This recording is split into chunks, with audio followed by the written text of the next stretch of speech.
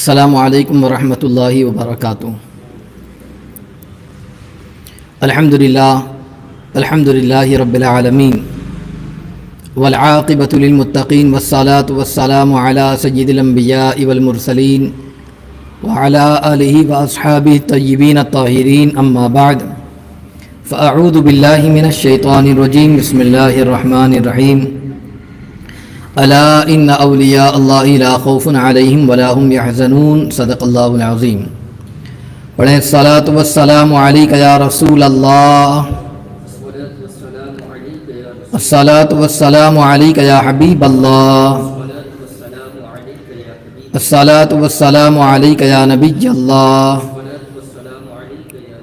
وعلی آلک واصحابک یا نور اللہ، صلی اللہ تعالی علیہ وسلم۔ میں نے جس آیہ کریمہ کی تلاوت کا شرف حاصل کیا، اللہ جل شانہ اس کے متعلق مجھے حق کہنے اور آپ سب کو حق سننے اور ہم تمام کو اس پر عمل کرنے کی توفیق رفیق عطا فرمائے۔ شمع رسالت کے پروانوں، جس طریقے سے آپ جانتے ہیں کہ آج کی شب بڑی مبارک ہے، سرکار غوث اعظم پیران پیر دستگیر روشن ضمیر رحمۃ اللہ المولا تبارک و تعالی علیہ کی 11ویں شریف ہے۔ آپ کا مقام اور مرتبہ بہت ہی بلند و بالا ہے، ولیوں کے تاجدار ہے۔ اللہ نے بہت اونچا آپ کو مقام عطا فرمایا ہے، بہت اونچا آپ کا رتبہ ہے۔ آپ کی شان اور آپ کی عظمت کا کیا کہنا، آپ کے بلندی مرتبے کا کیا کہنا، بلکہ آپ تو سردار اولیاء ہے، آپ ولیوں کے ولی ہے، پیروں کے پیر ہے، قطب الاقطاب ہے۔ آپ کی شان اور عظمت، بلکہ آپ کے تصرفات روحانی کا فیض ہر زمانے میں جاری رہا،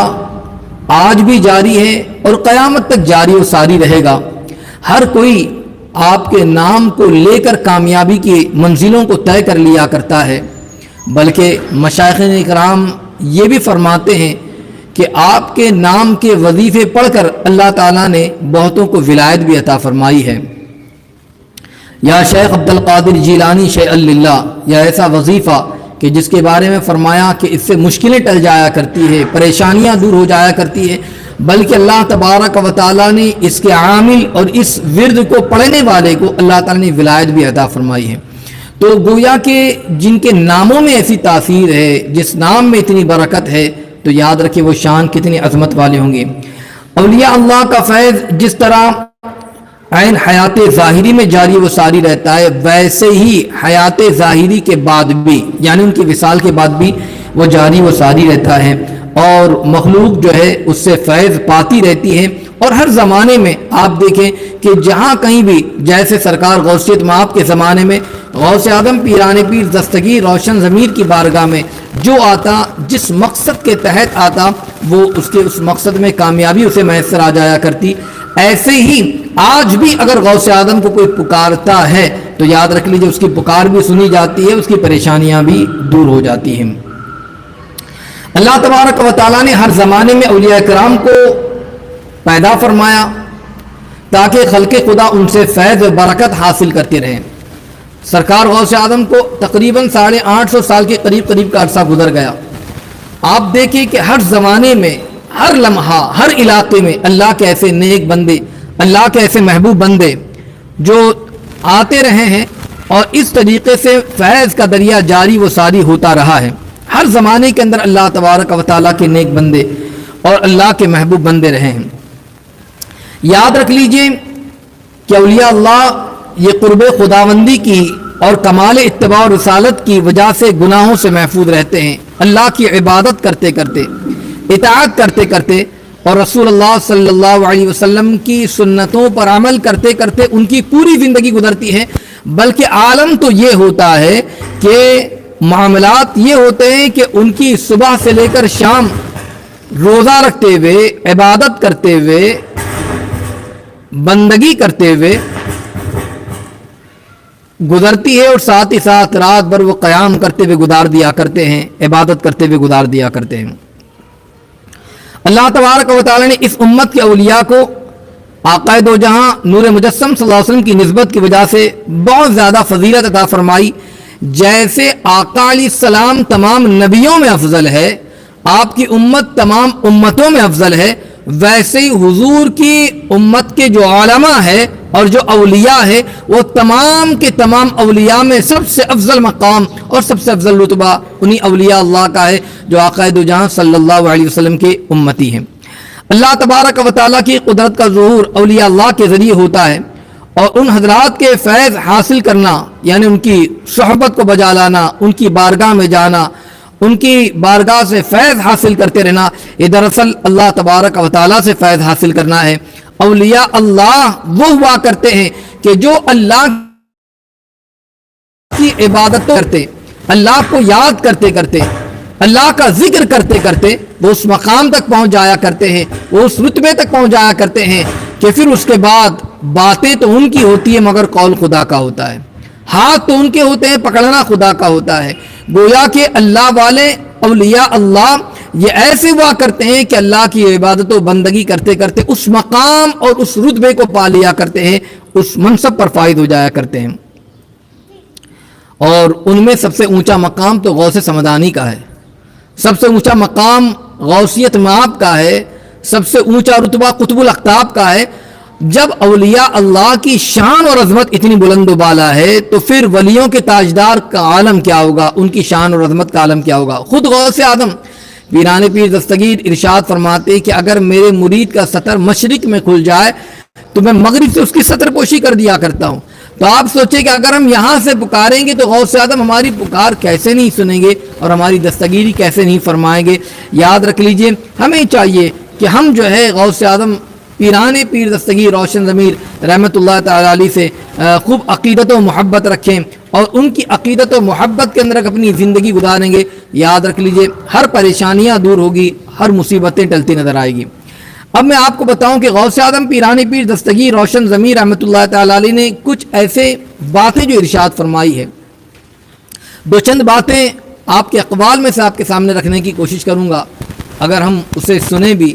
عمل میں لانے کی کوشش بھی کریں تو انشاءاللہ ہم کامیاب اور کامران ہوں گے۔ غوث اعظم فرماتے ہیں کہ تجھ پر افسوس ہے، لوگوں کو سچ بولنے کا حکم دیتا ہے اور خود جھوٹ بولتا ہے۔ انہیں فرماتے ہیں کہ افسوس ہوتا ہے کہ جو لوگوں کو تو سچ کا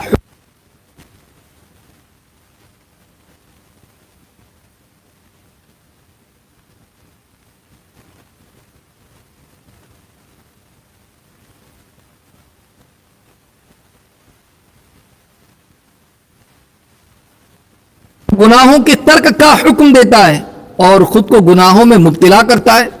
تیری آنکھوں سے حیا اٹھ گئی اور اگر تجھ میں ایمان ہوتا تو حیا کرتا، اس لیے کہ آقا علیہ السلام نے فرمایا کہ حیا ایمان کا حصہ ہے۔ تو اس سے اس بات کا اندازہ لگائے کہ غوث اعظم نے اس چیز کا حکم عطا فرمایا کہ یاد رکھو تم جس چیز کا حکم کرتے ہیں وہ کرتے کیوں نہیں، اور جو کرتے اسی چیز کا حکم کیا کرو، جو کرتے اس چیز کے حکم دے۔ گویا کہ غوث اعظم رحمت اللہ مولا تبارک و تعالی علیہ نے اس چیز کے حوالے سے بیان فرمایا۔ اس کے ساتھ ساتھ میں اگر آپ دیکھیں تو سرکار غوثیت مآب پیران پیر دستگیر ایک اور مقام پر ارشاد فرماتے ہیں کہ دنیا کی ساری کے ساری دنیا جو ہے وہ ساری کے ساری فتنہ اور مشغلہ ہے، مگر وہ جو نیک نیتی کے ساتھ آخرت کے لیے ہو جائے، یاد رکھ لیجئے جب دنیا میں تصرف کی نیت درست ہو تو وہ بھی آخرت کے لیے فائدہ مند بن جایا کرتی ہے اور وہ بھی آخرت کے لیے ہوا کرتی ہے۔ یہ دنیا کی زندگی فرماتے کہ یہ کیا زندگی ہے، یہ دنیا کی زندگی فرماتے کہ یہ فتنہ ہے، یہ مشغلہ ہے، مگر جب بندہ اسی دنیا کی زندگی میں رہ کر اگر عبادت کرے، اسی دنیا کی زندگی میں رہ کر اللہ کو منائے، اسی دنیا کی زندگی میں رہ کر غریبوں کی مدد کریں، اسی دنیاوی زندگی کے اندر اگر اچھے اعمال کریں، یعنی آخرت کے حوالے سے وہ کوششیں اور تیاریاں کریں، تو یاد رکھ لیجئے پھر وہ دنیا کی زندگی اس کے لیے فتنہ نہ ہوگی۔ اس لیے جو اللہ نے زندگی عطا فرمائی اور ساتھ میں فرمایا اس زندگی کو آخرت کے لیے بنائے، یعنی آخرت کو سنوارنے کا ذریعہ بنائے اور آخرت کو بہتر بنانے کی کوشش کرتے رہیں۔ اور پھر اس کے بعد ایک مقام پر فرماتے ہیں کہ توبہ اور استغفار یہ کثرت سے کیا کرو، یعنی ہمیشہ غوث اعظم فرماتے ہیں کہ ہر وقت ہر لمحہ توبہ اور استغفار کی کثرت کرو گے۔ یاد رکھو کہ انسان ہے، گناہ سرزد ہوتا ہے، مگر سب سے بہتر انسان وہ ہے کہ اگر گناہ سرزد ہو جائے تو فوراً معافی مانگ لے توبہ کر لیں، استغفار کر لیں۔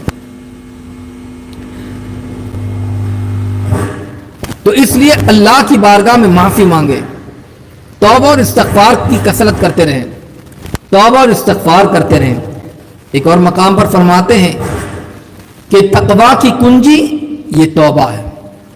تقویٰ کی کنجی کیا ہے؟ یعنی تقویٰ کی چابی کیا ہے؟ توبہ ہے، اور اس پر قائم رہنا یہ اللہ تعالیٰ کے قرب کی کنجی ہے۔ یعنی بندہ توبہ کر کر کے تقویٰ کو حاصل کر لیتا ہے، اور جو متقی ہوگا وہ اللہ کا مقرب ہو جائے گا۔ تو اگر اللہ کا مقرب بننا ہے تو توبہ کرنی ہوگی۔ اگر بندہ توبہ اور استغفار کی کثرت کرتا رہے گا تو اس توبہ اور استغفار کی کثرت کی وجہ سے اللہ تعالیٰ اس کو متقی بنائے گا، یعنی نیک لوگوں میں شامل فرمائے گا، اور وہ بندہ اللہ کا مقرب ہو جائے گا، اللہ کا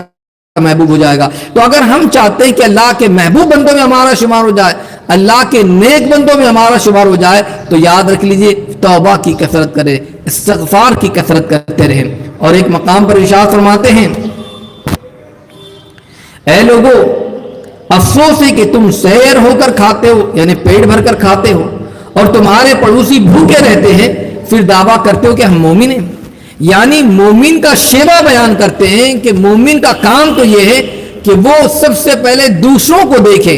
اگر اپنے آپ کو مومن کہتا ہے، وہ دیکھے کہ دوسرا پریشان تو نہیں۔ اور یہاں پر کھانا کھانے کا اشارہ دیتے ہوئے ہر معاملے کے اندر ہمیں یہ گویا کہ تعلیم دی جا رہی ہے، جس طریقے سے کہ انسان سیر ہو کر کھائے، پیٹ بھر کر کھائے، اور اس کا پڑوسی بھوکا ہو، یاد رکھ لیجئے وہ کیسا مومن ہوگا۔ ویسے ہی ایک انسان پریشان ہو، ایک انسان تکلیف سے دوچار ہو، اور دوسرا انسان جو ہے وہ اپنی زندگی کے اندر مست ہو، وہ اور اپنے آپ کو ایمان والا بھی کہے، تو اس کو اپنے ایمان کا محاسبہ کرنا ہوگا، اپنے ایمان کو ٹٹولنا ہوگا، ایمان کا جائزہ لینا ہوگا۔ تو یاد رکھ لیجئے غوث اعظم پیران پیر دستگیر نے گویا کہ بتایا کہ اگر اپنے آپ کو ایمان والا اور مومن ہونے کی اگر بات کرتے ہیں تو ہمیں پریشان حالوں کی پریشانی کو بھی دور کرنا ہوگا۔ اور غوث اعظم کی زندگی کو اگر آپ دیکھیں تو آپ کے پاس اگر کبھی کچھ ہوتا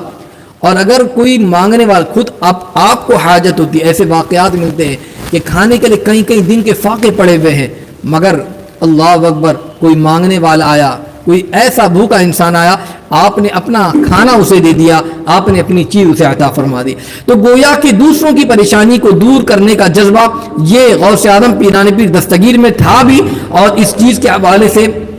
آپ نے تعلیم بھی عطا فرمائی۔ اور پھر ایک اور مقام پر ارشاد فرماتے ہیں کہ اے لوگوں سنو، تم توبہ کرو، اور توبہ کرو، اور تم میں کا ہر شخص یہ توبہ کا محتاج ہے۔ یعنی ہر شخص کی ذمہ داری ہے، اور ہر شخص اپنے اوپر لازم کر لے کہ وہ توبہ کرتا رہے، اس لیے کہ توبہ کرنے کی وجہ سے انسان متقی ہوتا ہے، اور جو متقی ہوگا وہ اللہ کا مقرب ہو جائے گا۔ تو اس لیے فرماتے کہ ہر شخص توبہ کو لازم کر لے اور توبہ اور استغفار کی کثرت کرتے رہے۔ ایک اور مقام پر ارشاد فرماتے اور لوگوں کو درس دیتے ہوئے، لوگوں کو بیان کرتے ہوئے فرماتے ہیں کہ تم رمضان المبارکہ میں اپنے نفسوں کو پانی پینے سے روکتے ہو، یعنی روزہ رکھتے ہیں تو اپنے آپ کو پانی پینے سے روک لیتے ہیں، پیاس کی شدت ہو پھر بھی پانی نہیں پیتے ہیں، بھوک کی شدت ہو ہم کھانا نہیں کھاتے اس لیے کہ روزے سے، فرماتے رمضان شریف میں تم اپنے نفسوں کو پانی پینے سے روکتے ہو، اور جب افطار کا وقت آتا ہے تو پھر کیا حال ہوتا ہے؟ فرماتے جب افطار کا وقت آتا ہے تو مسلمانوں کے خون سے افطار کرتے ہو، اور ان پر ظلم کر کے جو مال حاصل کیا ہے اسے نکلتے ہو۔ اللہ اکبر! گویا کہ یہاں پر بتانا مقصود یہ ہے کہ اگر تم افطار کرتے ہو تو افطار انسان کس سے کرتا ہے؟ کھجور سے کرتا ہے، پانی سے کرتا ہے، کسی دانے سے کرتا ہے، کسی چیز سے کرتا ہے، مگر وہ چیز جو تم کھانے کے لیے استعمال کرتے ہو اور جس چیز کو تم خریدتے ہو وہ رقم کہاں سے آتی ہے؟ اگر تم واقعی حلال طریقے سے کماتے ہو تب تو تم نے اللہ کے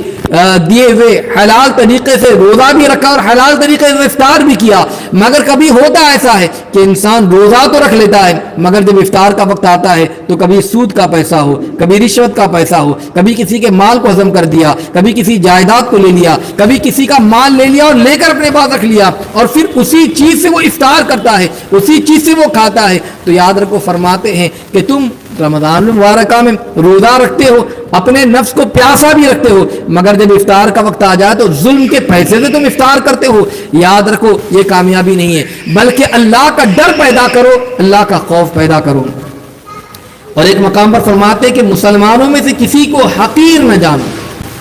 کسی بھی مسلمان کو حقیر نہ جانو، بلکہ کوئی مسلمان کیسا ہی کیوں نہ ہو، یاد رکھ لیجئے اس کا مقام اور اس کا مرتبہ بہت بلند ہے، کوئی حقیر نہیں ہے۔ تو کسی بھی مسلمان کو کمتر نہیں جاننا چاہیے، اس لیے کہ وہ نہیں جانتا، کوئی نہیں جانتا کہ جس مسلمان کو ہم حقیر جان رہے اللہ کی بارگاہ میں اس کا مقام کیا ہے، اس کا مرتبہ کیا ہے۔ ہم تو اسے حقیر جانتے۔ ایسے بہت سارے آپ کو روایتیں مل جائیں گی، گزشتہ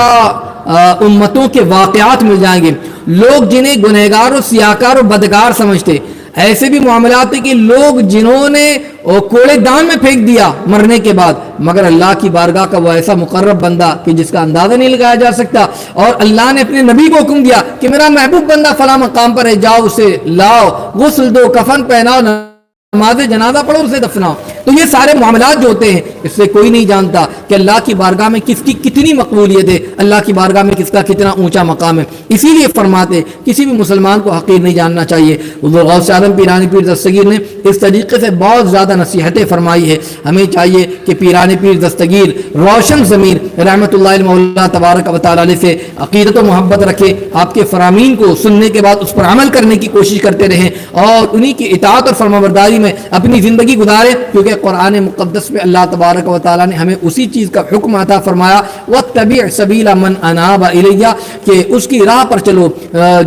جو میری راہ کی طرف رجوع لائے ہیں۔ اور غوث اعظم پیرانی پیر دستگیر یہ خدا کی بندگی اور عبادت کرتے رہے، اسی کی فرمانبرداری میں اپنی زندگی کو گزارتے رہے۔ تو یاد رکھ لیجیے ہمیں چاہیے کہ ہم ایسے اللہ والوں سے اپنے رشتے کو مضبوط کریں اور ان کے بتائے ہوئے طریقے پر عمل کریں، ان کے فرامین پر عمل کریں گے تو انشاءاللہ کامیاب ہو جائیں گے۔ اللہ تعالیٰ ہم تمام کو سرکار غوث اعظم پیرانی پیر دستگیر کا صدقہ عطا فرمائے، ان کے نقش قدم پر چلنے کی توفیق عطا فرمائے۔ استغفر اللہ العظیم الذی لا الہ الا هو الحی القیوم واتوب الیہ وما علینا الا البلاغ۔ السلام علیکم۔